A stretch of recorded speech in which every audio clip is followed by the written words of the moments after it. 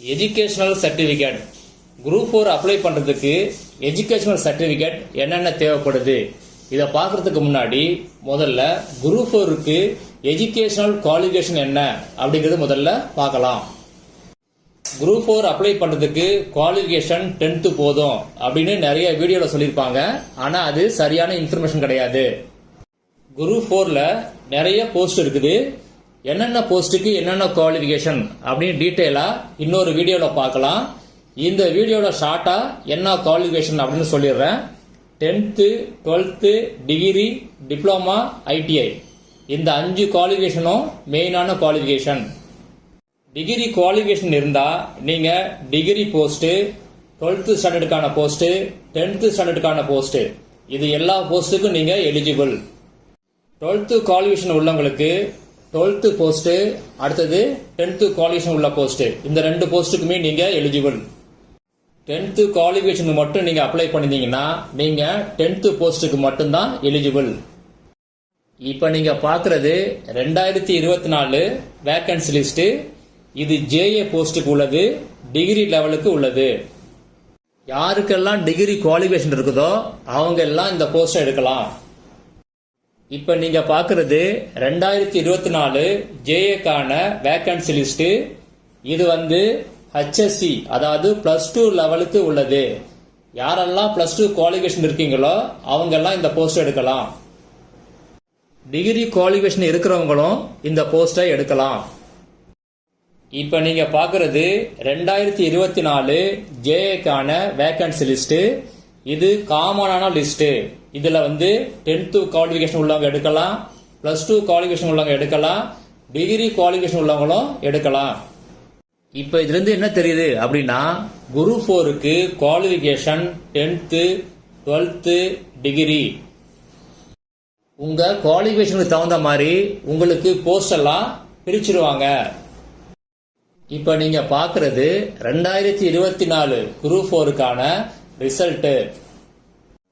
இதுல என்ன பண்ணிருக்காங்க அப்படின்னா உங்க குவாலிஃபிகேஷனை பேஸ் பண்ணி நீங்க எந்தெந்த போஸ்டுக்கு எலிஜிபிள் ஆயிருக்கீங்களோ அதெல்லாம் அந்தந்த போஸ்ட் எல்லாம் உங்களுக்கு தனித்தனியா பிரிச்சு கொடுத்திருப்பாங்க.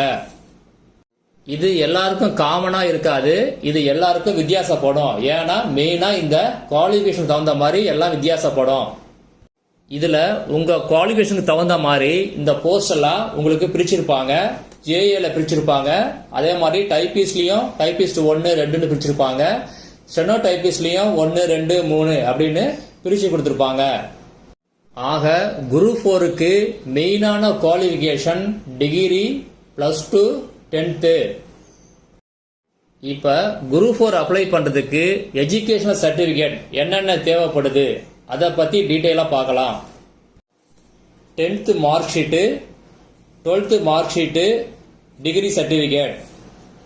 டிகிரி சர்டிபிகேட்டை பொறுத்த வரைக்கும் இப்போ இன்னும் இஷ்யூ பண்ணல உங்களுக்கு அப்படின்னா நீங்க வேற என்னென்ன சர்டிபிகேட் வச்சு அப்ளை பண்ணலாம் அப்படின்னா கன்சாலிடேட் மார்க் ஷீட் வச்சு அப்ளை பண்ணலாம், ப்ரொவிஷனல் சர்டிபிகேட் வச்சு அப்ளை பண்ணலாம்.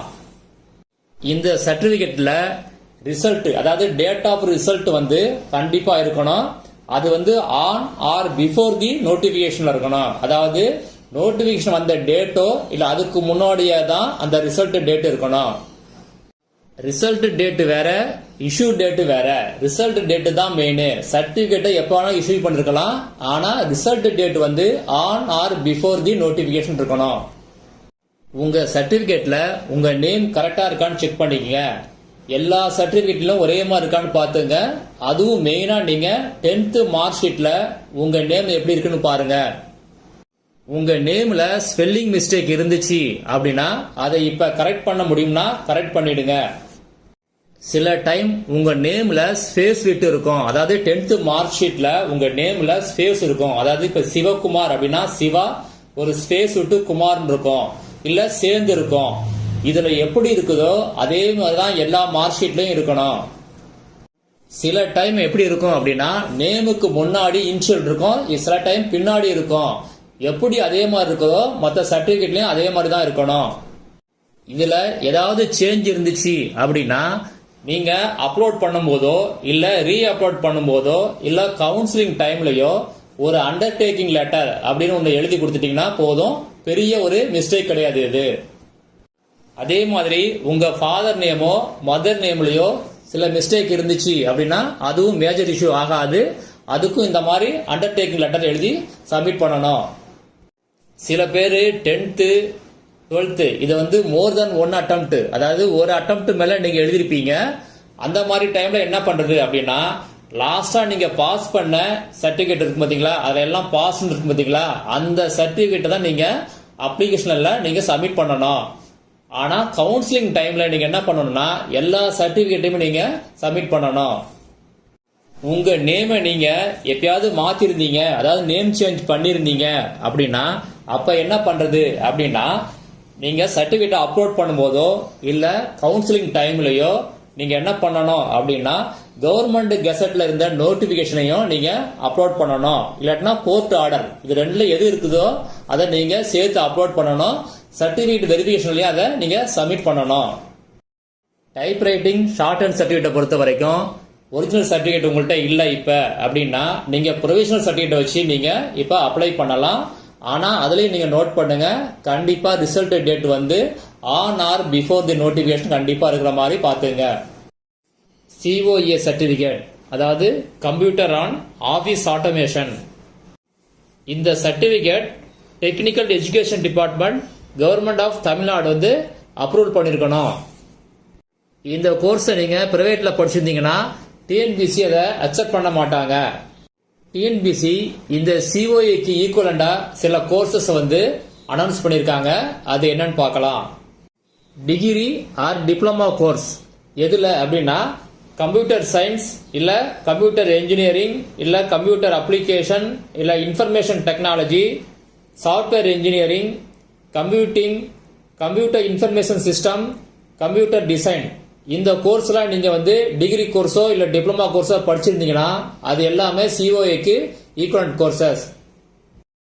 Junior inspector of cooperative society, இந்த போஸ்டை பொறுத்த வரைக்கும் மெயினா என்ன குவாலிஃபிகேஷன் தேவைப்படுது அப்படின்னா, higher diploma in cooperative management. இது எங்க படிச்சிருக்கணும் அப்படின்னா, Natesan institute of cooperative management in Chennai, இல்லைன்னா institute of cooperative management in Madurai. Senior factory assistant, இந்த போஸ்டுக்கு மெயினா என்ன படிச்சிருக்கணும் அப்படின்னா, ITI முடிச்சிருக்கணும், எனி ட்ரேட் முடிச்சிருந்தா போதும். மில்க் ரெக்கார்டர் கிரேட் 3, இந்த போஸ்டுக்கு கோஆபரேட்டிவ் ட்ரைனிங் முடிச்சிருக்கணும். டெலிஃபோன் ஆபரேட்டர், இந்த கோர்ஸுக்கு டெலிஃபோன் ஆபரேஷன் சர்டிஃபிகேட் கோர்ஸ் முடிச்சிருக்கணும். ஃபாரஸ்ட் கார்டு, ஃபாரஸ்ட் வாட்சர், இவங்களுக்கு என்னென்ன சர்டிஃபிகேட் தேவைப்படுது அப்படின்னு டீட்டெயிலாக இன்னொரு வீடியோவில் பார்க்கலாம்.